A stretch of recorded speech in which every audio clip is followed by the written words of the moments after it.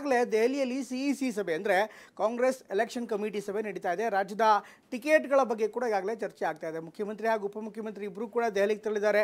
ಮುಖ್ಯಮಂತ್ರಿ ಸಿದ್ದರಾಮಯ್ಯ ಮತ್ತು ಉಪಮುಖ್ಯಮಂತ್ರಿ ಡಿ.ಕೆ. ಶಿವಕುಮಾರ್ ಇಬ್ಬರು ಕೂಡ ಪಕ್ಷದ ವರಿಷ್ಠರ ಜೊತೆ ಮಾತುಕತೆ ಇಲ್ಲಿ ಭಾಗಿಯಾಗ್ತಾ ಇರುವಂಥ ಮಾಹಿತಿ ಕೂಡ ಲಭ್ಯವಾಗ್ತಾ ಇದೆ. ಇದ್ರ ಜೊತೆಗೆ ಸುಮಾರು ಬಾಕಿ ಇರುವಂಥ 20ಕ್ಕೂ ಹೆಚ್ಚು ಕ್ಷೇತ್ರಗಳ ಬಗ್ಗೆ ಚರ್ಚೆ ಆಗುತ್ತೆ. ಯಾವೆಲ್ಲ ಕ್ಷೇತ್ರಗಳಿಗೆ ಈಗಾಗಲೇ ಡಿಮ್ಯಾಂಡ್ ಬಂದಿದೆ, 1ಕ್ಕೂ ಹೆಚ್ಚು ಹೆಸರಿರುವಂಥ ಕ್ಷೇತ್ರಗಳಿಗೆ ಯಾರಿಗೆ ನೀಡಬೇಕು, ಇದೆಲ್ಲವೂ ಚರ್ಚೆ ಆಗುತ್ತೆ.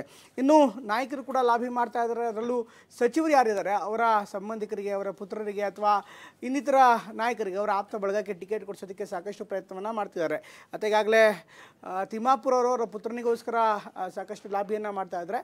ಇನ್ನು ದೆಹಲಿಯಲ್ಲಿ ಸಚಿವರಾದಂಥ ಇನ್ನಿತರ ನಾಯಕರು ಕೂಡ, ಇನ್ಫ್ಯಾಕ್ಟ್ ಮುನಿಯಪ್ಪ ಸೇರಿದಂತೆ ಇತರ ನಾಯಕರು ಕೂಡ ಸಾಕಷ್ಟು ಲಾಭಿಯನ್ನು ಮಾಡ್ತಿದ್ದಾರೆ. ಅವರ ಅಳಿಯಂದ್ರಿಗೆ ಅಥವಾ ಮಕ್ಕಳಿಗೆ ಟಿಕೆಟ್ ಕೊಡಿಸೋದಕ್ಕೆ ಸಾಕಷ್ಟು ಲಾಭ ಆಗ್ತಾ ಇದೆ.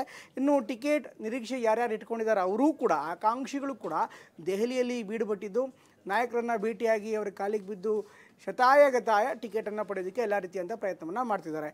ಇನ್ನೊಂದು ಕಡೆ ಈಗಾಗಲೇ ಎಲ್ಲ ಸರ್ವೆಗಳನ್ನು ಮಾಡಿಕೊಂಡಿರುವಂಥ ಕಾಂಗ್ರೆಸ್ ನಾಯಕತ್ವ ಈ ಸರ್ವೆಗಳ ಆಧಾರದ ಮೇಲೆ ಚರ್ಚೆ ಮಾಡಿ ಅಂತಿಮ ನಿರ್ಧಾರ ಕೈಗೊಳ್ಳೋದಕ್ಕೆ ಮುಂದಾಗ್ತಾ ಇದೆ.